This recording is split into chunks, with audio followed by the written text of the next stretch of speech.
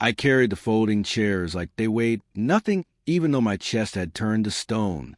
My hand hovered on the garage door handle as her brother's voice slithered through the crack. I still can't believe you married this loser. Dad's right. Divorce him before you have kids and get stuck forever. Already working on it, she said. My lawyer says we can take half his business, too. I stepped through with a smile so perfect it could have been painted on, placed the chairs, poured the wine, complimented her mother's perfume. That night, I made creamy brulee from scratch. 3 days later, my WhatsApp lit up with 47 desperate messages. Let me tell you how I got there. I met Claire 5 years ago. She was warm, wild, a little reckless in ways that made me feel alive. I was a grounded one, methodical, focused. She said I made her feel safe. I believed her. When we married, I merged her name into the company, Rowe and Claire Consulting, gave her 15% equity on paper, a gesture of love. In practice, it made her legally powerful. A mistake, yes, but at the time, it felt right. Love makes you generous. Fear makes you wise. She hated my routines, my early mornings, my slow, deliberate decisions. You act like life's a chessboard, she once said. I didn't tell her she was right. I didn't tell her I was 10 moves ahead. Even then, things started shifting. 8 months ago, a new phone passcode, more weekend yoga, longer showers with texts that made her smirk while replying. I didn't accuse her. I observed. I bought a second phone, cloned her SIM while she slept, installed keyloggers on our home Wi-Fi, silent, surgical. She handed me her betrayal in screenshots and GPS pings. Her lawyer, Brent Haynes, was as smug as he was stupid. Their emails were all on record. He won't fight. He's too passive. You'll get the house. Maybe half the client list. He's the kind of guy who will just let go. They weren't wrong. I wouldn't fight. I'd win. It started with the payroll adjustments. I restructured CLA's position in the company under a shell subcontractor, CRA Strategy Partners, legally separate, operationally identical.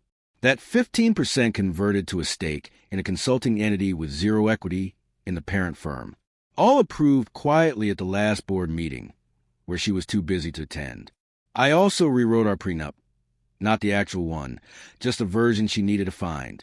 I planted it in my locked drawer, a draft that made it look like I'd lose everything. She found it 2 weeks before the dinner. Her tone shifted overnight. Suddenly warm. Sexual again. A final performance. She was already packing her exit. I let her.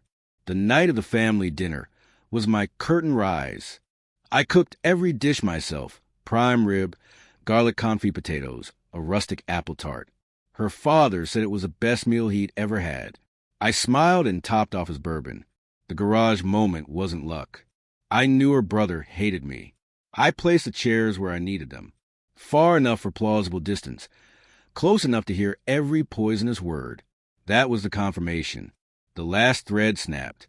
I filed for divorce the next morning.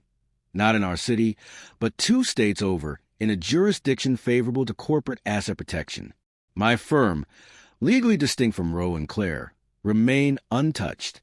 Claire's 15% was now tied to a shell company with zero valuation. She had nothing to claim. Brent, her smug little lawyer, called me 3 times in 1 hour. I didn't answer. My lawyer did.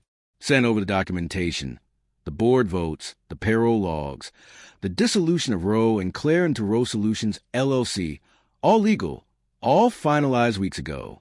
By day's end, Claire was locked out of all systems. Her email, her office card, even the Netflix account. That night her first WhatsApp message arrived. What the hell is this? Then you knew? Then please, can we talk? 44 more messages followed. None of them mattered. But I wasn't done. The cherry on top came in a single envelope. I mailed it to her father. Inside, screenshots. Her text with Brent. The garage audio, cleaned up and transcribed. A copy of her expense report. $7,300 on spa weekends with Brent. Billed to our business card. Her father, a retired judge, emailed me one sentence. I apologize for what I allowed my family to become. Claire showed up at my office last week, tear-streaked, desperate. Said she never meant for it to go that far, that she was just scared, that maybe we could fix this. I looked at her like a stranger and said, I already fixed it. I closed the door behind her. It locked automatically. I'm hosting another dinner next week.